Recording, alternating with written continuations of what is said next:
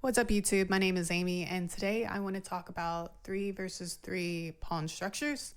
And I actually had this pop up in a tournament, and during that game, I realized I desperately needed to revisit this concept. So I have done a little bit of research, and I'm hoping to share a little bit for you. If you have anything that you think would be good to add, be happy to hear it in the comments. So what I knew going into this was if you played your cards right, you're going to get a passer, and your passer will turn into a queen.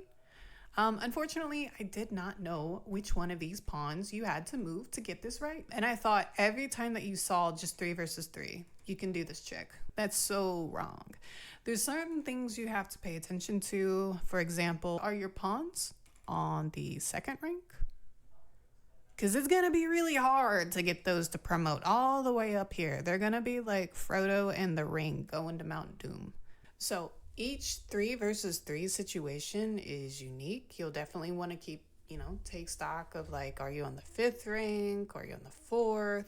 Because this might tell you if, trying to generate a pass pawn is even worth it.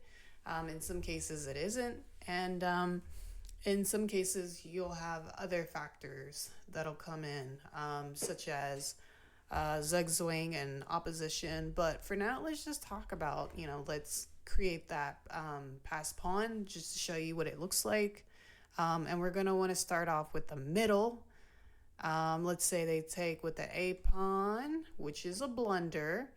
And then we offer the C pawn as their sacrifice. They're like, I don't know, I'll just take this A pawn for some reason. And then they realize their error too late, and bam, we got a nice queen.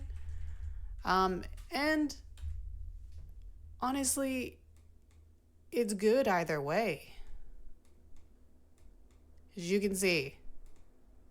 So that's the trick with 3 pawns. It's worthwhile. I mean, you're on the 5th rank.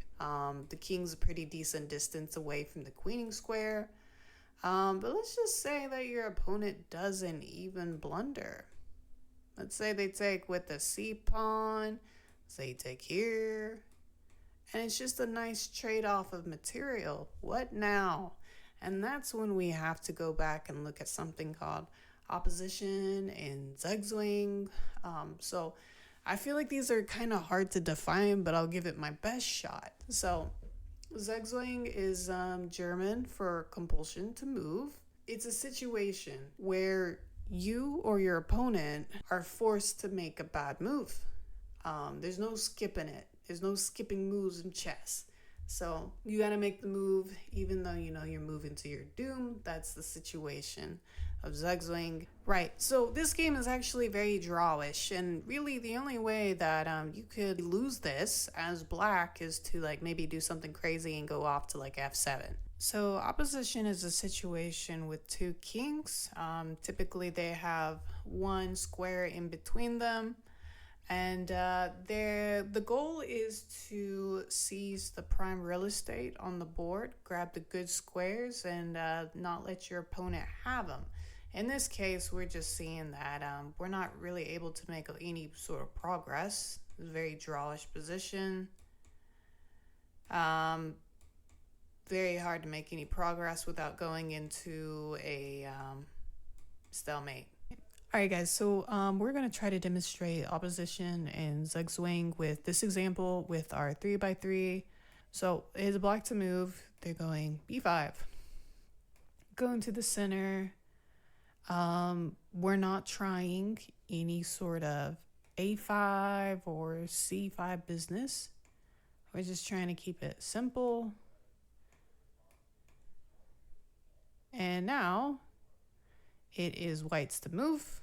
And I think naturally we're all going to be rushing to our respective pawns. We got white to move. Black has the opposition because it's white's move. We got this force field that nobody can cross. Okay, so d6. This pawn also has a little force field. So let's just say white just really wants to maintain that contact with the pawn. Maybe they didn't get get enough caffeine or coffee today. So there they go. And now we're penetrating the force field, still there. All right, so white's like, okay, I'm connected to my pawn. Let's stick around. I don't really want to give it up. So they go to b4. We're still penetrating. White to move. Black has the opposition. We got the square a3, and that allows us to kind of like hold on. And we're getting even closer. Maybe we'll do c3. And then, and now we're at a point, I think we can call this Zugzwang, where white has to make a move. The move, it kind of looks like it'll be a2. It doesn't look good. They're going to have to give up the pawn because that's the only legal move.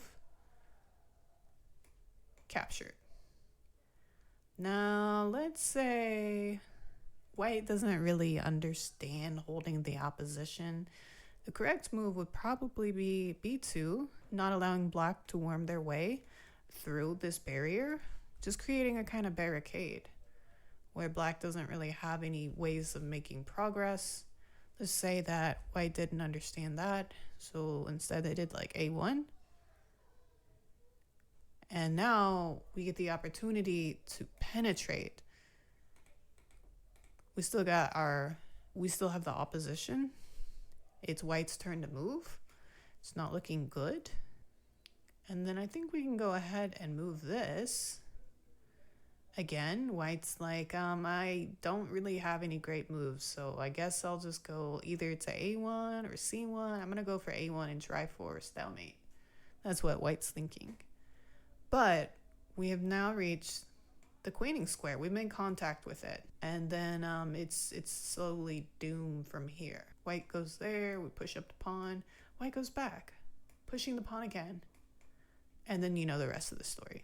So that is a lot of calculation to know when you're looking at a 3x3.